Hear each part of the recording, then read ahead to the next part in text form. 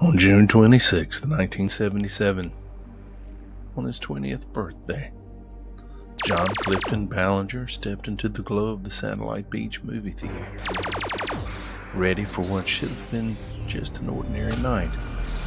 He was with friends, out on a double date. And like millions across America that summer, they were there to see Star Wars. For most of the evening, everything was normal. Partway through the movie, John excused himself.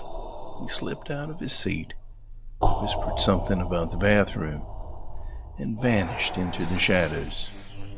He never returned, not to his family, not to his friends, not to his life. John was carrying only about $15 in his pocket that night.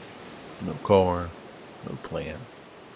Nothing to suggest he was ready to walk away forever. But his life, like so many young men of that era, it wasn't simple. He had been struggling, out of work, drinking a little too much,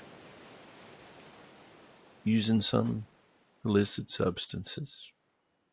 Shadows were gathering around him, and maybe they were closing in. Not long before his disappearance, two of John's closest friends had been badly beaten. They lived nearby, and whispers were suggesting that maybe they'd been caught up in a local drug trade. Whether that violence reached John or whether it merely circled around him like a storm he just couldn't escape, well, we may never know the answer to that one. Police found no proof of abduction, no signs of foul play. Some said maybe he chose to disappear. After all, when he was 16, John had run away for 3 weeks. He was found, safe. But this time, this seemed so much different.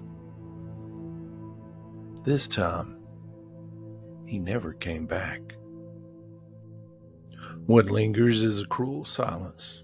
A young man left his seat in a darkened movie theater and was swallowed whole by the night.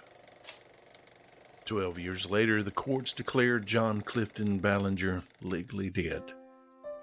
But no grave has ever held him. No truth has ever surfaced. And somewhere between the Florida shoreline and the echo of the projector reel, his story remains unfinished, unsolved, and deeply haunting.